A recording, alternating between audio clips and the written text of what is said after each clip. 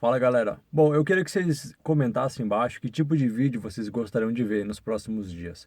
Hoje eu vou falar sobre o dia que o Falcão me deixou na mão. Eu tava em São Paulo, na capital paulista, saudade de ir pra lá, aliás, faz 2 meses que eu não saio de casa, a não ser do trabalho. E o que aconteceu? Eu tava no trânsito, tava indo embora pra casa e aí o Falcão ele perdeu a embreagem.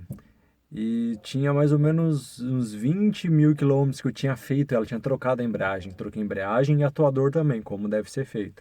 Nunca troquem só a embreagem ou só o atuador. Já que vai abrir e tem a mão de obra, troquem os dois juntos. Isso é uma coisa. E o que acontece? E a embreagem, o pedal começou a baixar. Falei, caramba, como assim fiquei sem embreagem? Fiquei louco da vida. Falei, pô, cara. Aí cheguei em casa, chamei o guincho, não dava pra voltar pra casa assim. Aí chamei o guincho, eu fui perdendo gradativamente. Cada semáforo ele ficava ruim. E aí eu achei um lugar ali pra eu conseguir encostar. E sorte que eu achei um local fácil. E eu parei e chamei o guincho. E aí o que eu percebi quando eu cheguei em casa? Na verdade, eu tava com um vazamento. O atuador interno, ele tem uma abertura que você tira para fazer a sangria dele. E não estava muito bem fechado. Eu não troquei em casa, tinha pago para o mecânico fazer isso. E talvez por algum motivo, quando se faz isso, se faz a sangria, e talvez ele não tenha fechado direito essa tampinha. E tava vazando um pouco. E na hora tava chovendo, eu não consegui ver isso no momento, então eu chamei o guincho. E aí em casa, com mais calma, eu verifiquei isso.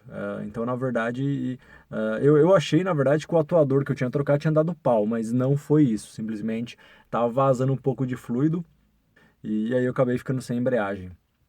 E aí depois simplesmente eu sangrei de novo, fechei ele direitinho e boa, o carro voltou a ter embreagem e durou mais 40 mil quilômetros até eu vender o carro.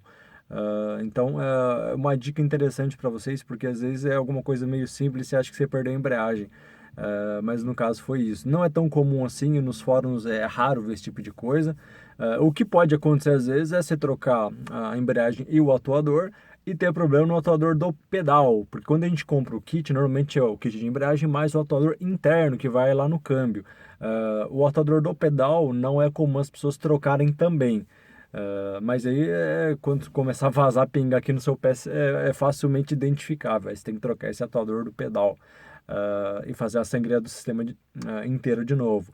Lembrando que esse sistema ele usa o mesmo fluido de freio e fica armazenado no mesmo reservatório. Então, uma dica: sempre quando você for fazer a troca do fluido de freio, a sangria, fale com o profissional, pague e mande ele fazer também a troca do fluido, a sangria do fluido de embreagem. Eu acho que faz sentido, é o mesmo fluido, é barato e vale a pena. Você prolonga a vida útil do seu sistema de embreagem com isso, do seu atuador, entendeu? E as pessoas normalmente não fazem. E eu sempre, quando o Focus eu pagava para fazer porque era com ABS. Então eu preferia não fazer no pedal em casa, eu pagava.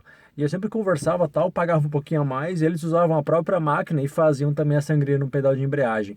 Fica a dica para vocês, eu acho que vale muito a pena.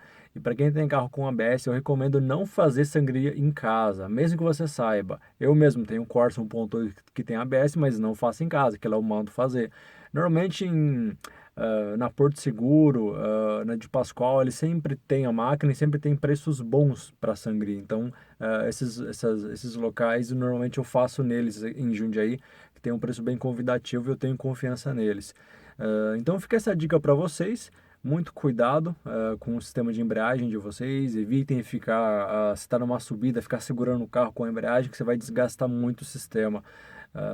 Com isso, a vida útil dela vai durar mais. E uma outra dica: quando forem trocar, é legal levar um profissional bacana que vai dar uma olhada no volante do motor. Se estiver sujo, ele vai limpar para que tenha um melhor contato, um melhor atrito possível com o novo conjunto de embreagem que você vai comprar.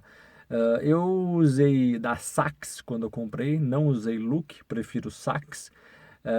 E aconteceu uma coisa interessante: quando eu fui comprar a embreagem do Focus, eu via no Mercado Livre que estava R$ 600 da Sachs e 1.000 da Look, já com atuador interno. O que acontece?